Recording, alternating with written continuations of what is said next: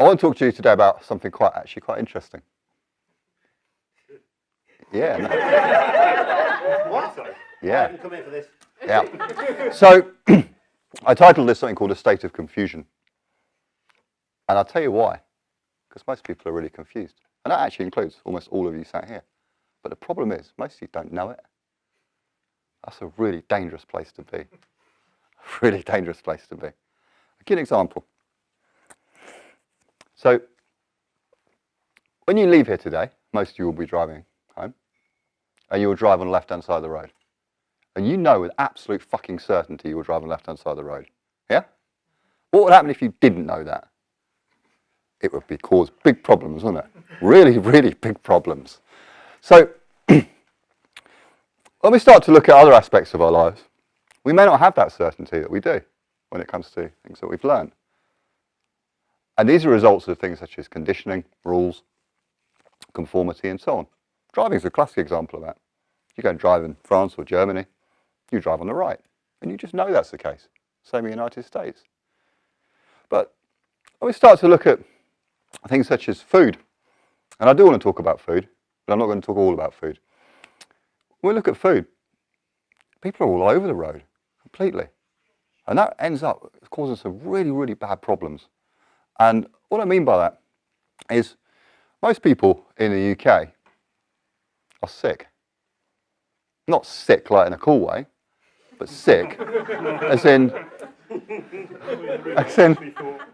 unfortunately not, no. They're sick as in they're overweight or they've got some other chronic illness. And that's really not a good place to be. It really isn't. And it's huge, huge numbers of people. We're talking millions of people. Millions. Epidemic. And in fact, beyond just the UK, it's pandemic. Now, for me to stand up and talk to you about this stuff needs purpose. It needs framing. And some of you know where I come from, some don't. And that's okay. It's fine. But I think it's worth reiterating for those people who don't know or perhaps need a reminder of what I've got and where this has come from. This whole intelligent eating thing was never, ever meant to be a business. Never. It was never, ever meant to be that. It was just something which I found fascinating. I'll tell you why. I was born on the 27th of June 1979 down in Plymouth in Devon. And I was born down there as a blue baby. Now, I didn't know what that meant. My mum didn't know what that meant. I don't remember the day, obviously. Right? But what came from that was really powerful because that meant I was born with some heart condition. I didn't understand what it was, and in fact, actually, the medical profession didn't fully understand what it was at that time.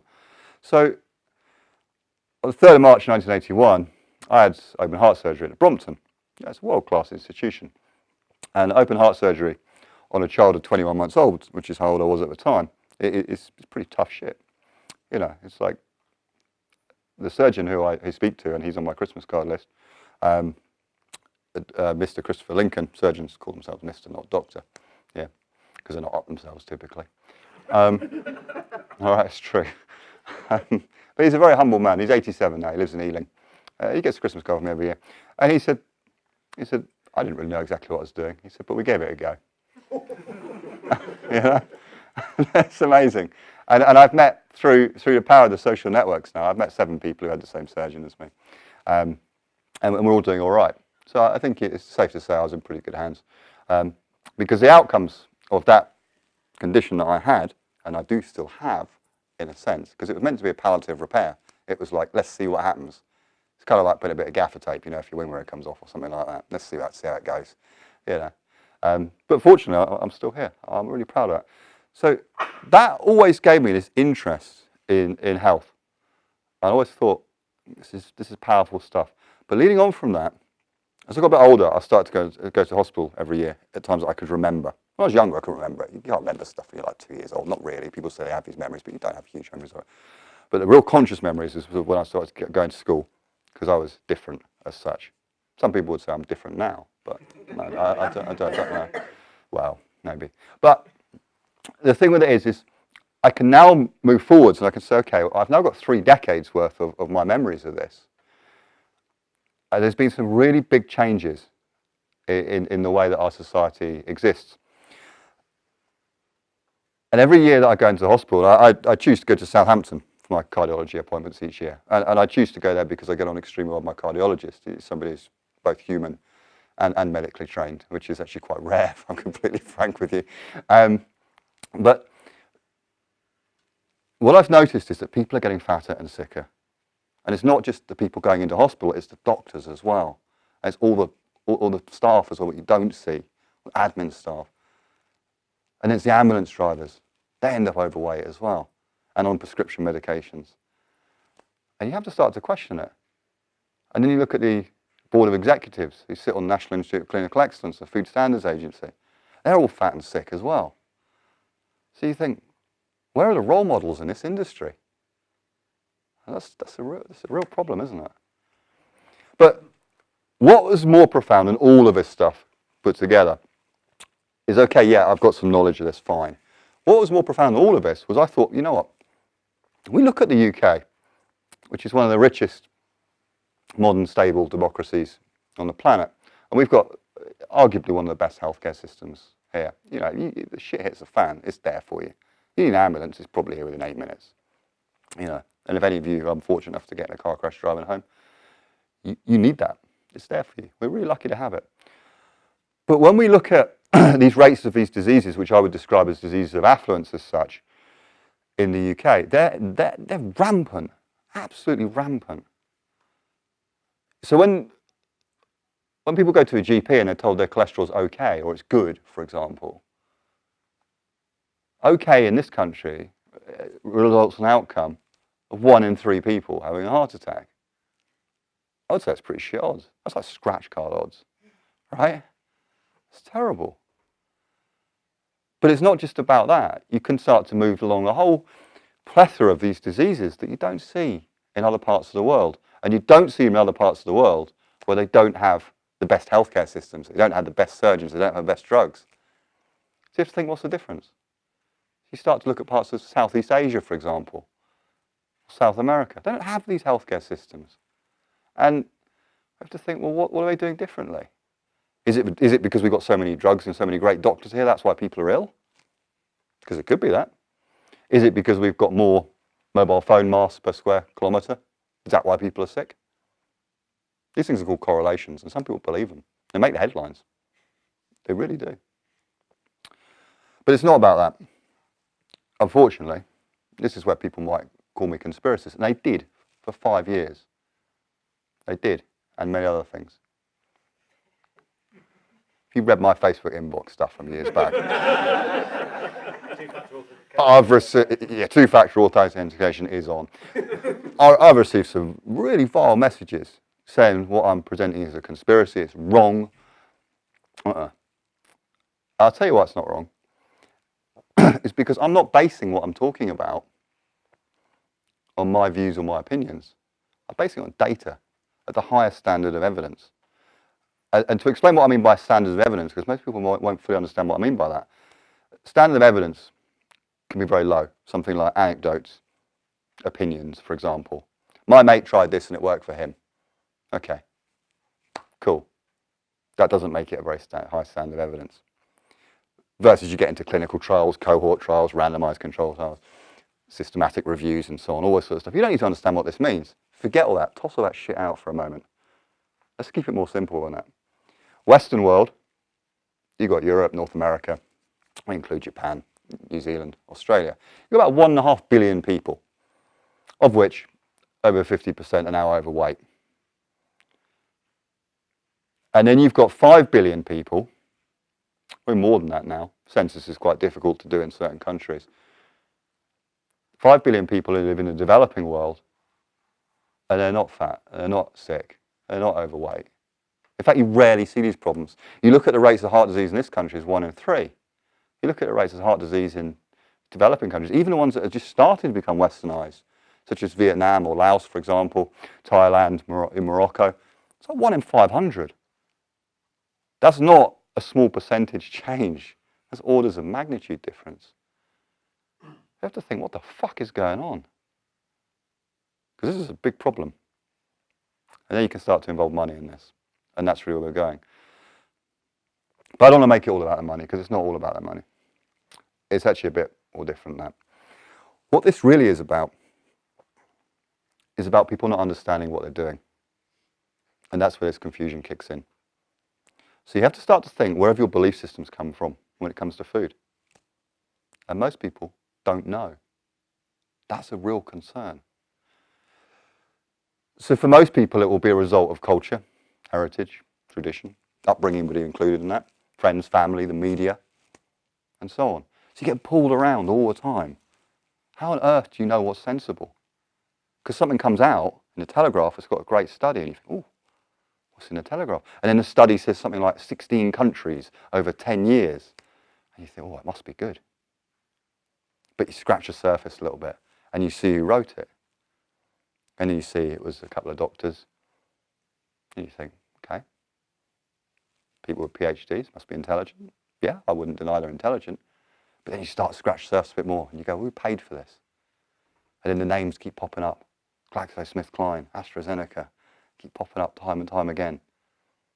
Mars Confectionery, and so on. Nestle, they keep kicking up again and again, all these names. And you think, someone's cooking the data here.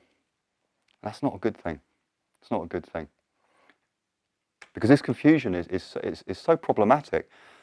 And then we start to end up westernizing traditional foods which have been very healthy. So we take Chinese food, for example, because Chinese food is much more healthy because Chinese people are slimmer. Typically it's the case. But you go to your local Chinese, it's nothing like the food they eat in China. Or you go somewhere like Yo Sushi, for example, and they have all these dishes, but they all contradict each other. When you look at Japanese culture, they wouldn't eat those dishes together. One might be celebrated for the birth of a child, one might be celebrated for the death of an elder. And they're sat next to each other on this fucking revolving rack going round. And people are buying this stuff, going, oh yeah, it's really good, I get in the culture, you know. Then they get a 50 quid bill because they've got all these stupid little bowls, right? So it's weird, isn't it, right? We've all done it, right? But it's strange, isn't it? It's really strange, you know, and we have to start to look at this and think, right, so actually, we're the weird ones in the Western world. We're the really weird ones here, ending up overweight. And we're the really, really weird ones when we start to go into this in detail because we think, shit, if you start to look at the anthropology and the actual epidemiology of all this, and then you start to look at the planet and all the species, there's over 10 million documented species on our planet. And how many of them ever suffer from the problems I've described? It's only humans and animals under which humans look after will suffer from these problems. And you don't have to be overweight to suffer from some of these problems. There's things like breast and prostate cancer, these reproductive cancers, hugely on the rise, hugely. And this is where you start to see the people go, oh, he's slim and trim all his life, and oh, he ate very well, and you know, he never smoked and he exercised, you know, and he had, you know, he used to drink a little, but not a lot, and this sort of thing. But it was his bad genes. Bollocks. Bad genes. Bad genes cause things like this chap might have, or what I've got, or cystic fibrosis and these types of things. That's bad genes. Being overweight ain't bad genes. That means you've got to wear bad genes, and that's completely different, all right? Okay? All right? That's what we're talking about, all right? And I can say that. I can get away with that because I'm wearing 28-inch white pants. All right? 36 is the way forward, right? And you know what? And it's really interesting because I was size 36 in 2010, but I didn't like it. I didn't want to be like that because that started to affect my whole world, actually. It started to affect all of it. It started to affect my ability to exercise. Now, with my condition, I have a limited ability to exercise, although I can probably outpace most people in here. That's the crux of it. But it started to affect exercise, it started to affect my relationships, and it started to affect the way I could deal with stress. And then you move on to what we describe as 4 pillars of health, essentially. This is really, really potent. And this is why people end up in all these problems. Yes, we can move on to the education side of it, but what really makes up health, which is well-being, and well-being sounds like a bit of a holistic sort of arty-farty title, but it's not. Well-being is crucial. That's what we're all looking for. And some people will try and take shortcuts to get there. That's the junk food, the booze, and so on. That's what we're talking about. So diet is really, really important. That's the easy one to influence. You can influence just at the end of your fork. That's simple. Exercise is a bit more difficult because you might not feel like doing it. But food you've got to do every day. Relationships are tough. You look at what's happened over the last 30 years, the way that we communicate. It's completely changed, completely changed. Where are the real social networks now? They're downstairs, right? There's one. But you walk around, most people on their phones. I'm known for being on my phone. I barely touched my phone today. I got on my phone because I'm bored, right? Or I want something. So sometimes you have to almost reframe this and start to use technology rather than letting it use you. But for most people, that's not the case. So they end up living this complete box life where they wake up in their box of a house and they get in their box of a car and they go to their box of an office, you know? And then they do their work, which they probably don't really like because it's not particularly fulfilling. And you listen to somebody like Dillis speak downstairs who's found ultimately what is fulfillment. And until you find that, you're going to seek that from other purposes, which is probably going to be getting home in your box-shaped car and then changing your state with a cylinder, right? And that's what happens. And then we start to move on to what we see now is huge problems with mental health. And how's that treated? Is it treated through cause? Do we treat the cause of that? Do we? Fuck. Exactly. We give people drugs, and not even good drugs. Terrible. And I don't know what drugs you've taken over the years. I've taken some really good ones, right? But I know what, you know, but I've also been prescribed the ones that suck as well, right? These antidepressants, for example, SSRI class, yeah? Selective serotonin reuptake inhibitors. There are people that take this. I'm not addressing some phantom audience here. I'm talking to every single one of you. People will get prescribed this. But you know what they were originally invented for? Premature ejaculation. But there wasn't such a big market there. Right? So they found actually this seems to increase the level of serotonin. There's a bigger market for that one. That's where the cash comes in. Yeah. So you take someone who's depressed and you whack them on an antidepressant drug, and then they can't reach orgasm, right? Are they going to get more depressed or less depressed? This is absurd. What are we doing? But this is a pill culture. We're living in a pill culture and a therapy culture, and it's not a good way to do it. And you start to look at the populations around the world that are really genuinely happy. They don't take medications. Yeah, they suffer from some problems that we don't, but that's usually down to lack of sanitation and vaccination and immunization. Completely different problems. We're very fortunate we don't have that here. We have clean drinking water available here with my logo on it. Right? Cool.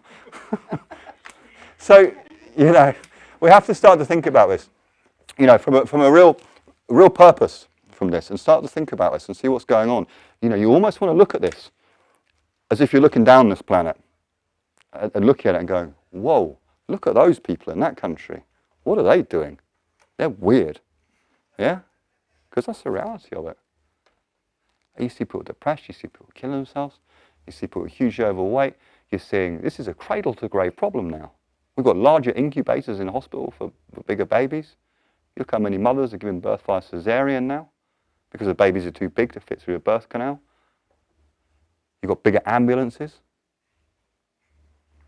And then you've got bigger crematoriums. That's not a good thing, is it? Unless you're in the business of selling those things, right? Then it's good business. It's a new product. But I think where we have to look at this and the future with this, check Facebook. I was really kind. Thank you. No, but what you have to start to think about this is where do you go from this? How do you get out of this? And people talk about things like escaping the rat race, for example. That type of thing. Most of you here got your own gig. It's cool. So maybe you've made that decision already. But that doesn't always make you happier. Because you might start your own gig for the wrong reasons. But you might not know that. And these things all evolve over time. And we are evolving massively. Just to take food, for example. The food we eat has changed more in the last 30 years than it has in the last 30,000 years. We've not caught up with that. Not a chance. You go back and look at pre-World War II, and you look at what people would eat then. It's very different to what people would eat now. Very different. And then post-war, okay, we had the rise of the supermarkets. Fine. Availability kicks in. And then suddenly all these wonderful, amazing, rich foods, which you could not find in nature, suddenly become available to you all the time. And it feels good when you eat them. It feels good. So people continue to eat them and end up in an awful state. Awful state. And it's really sad. It's tragic, absolutely tragic. You see it. Because what that does is that diverts resources from the people who really need the help. Because you all see the headlines that say things like, there's the kid with a certain rare disease can't get this new drug because it's too expensive. Right? We've all seen those stories. They call bullshit on that and say, why are they not announcing the 70 people who died today from heart disease? It never makes the headlines. It's got boring. But it happens every single day. And it will happen every single day in the UK until we do something different about it. So we need almost like a shift of consciousness. And that can come from within. It can do. For me, that was partially from within. It was partially due to events that happened within my family. It was partially from other factors as well, which I still can't quite define, which is really horrible for me to say as someone who's in very scientific base. And I really like to do root cause analysis and things, but I can't always do that. Sometimes you've got to do that. Sometimes there's a greater call on that. And so now we end up in this point where this stupid idea that maybe I had is not so stupid. And this is nothing about veganism, by the way. Absolutely nothing. I've become completely typecast for that. Veganism came completely different later in my life. Far later. All I'm doing to people is saying, hey, maybe there's a more sensible way of doing what you're doing than there is now. That's it. That's all I'm suggesting. For me, the whole vegan thing was very different. That was more about me saying, hey, you know what? I just want to get all the violence out of my life. And one of the ways to do that is start at the end of my fork. That was it. I don't say to people, you've got to go vegan. That's a modern day luxury. A very modern day luxury. That would never have existed 500 years ago, 1,000 years ago, 50,000 years ago. Never. Because people would eat whatever they could get their hands on. Whatever they could get their hands on. And you go back even further than that, when people couldn't get the fruits and so on. We used to eat on diets of things like pith and things like that, and bark and all this sort of thing. Or we'd scavenge some meat that had been left by a lion that might have left a carcass or something like that. Very different to what we've got going on now. Very different. But we haven't evolved in terms of a species since then. And we can see this everywhere. Every species that we domesticate ends up with the same problem.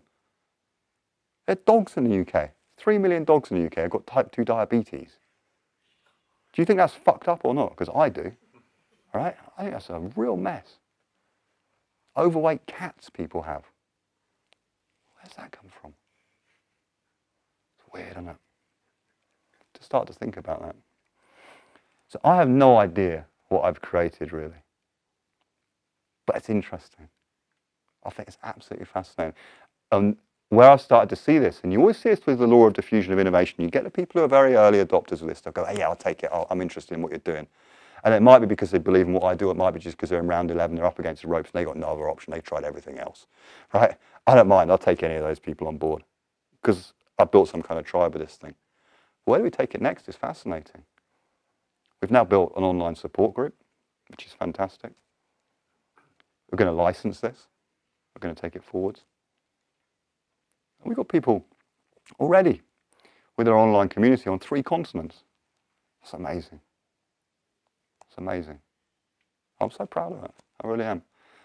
But not just that. I'm proud of you, actually, for bothering to come up here and listen to me when you could be doing something different. You know? Interesting stuff, isn't it? This was not supposed to be some razzmatazz hype, get up there, talk, right? You want that? Go downstairs. Okay? All right? Thanks for listening to me.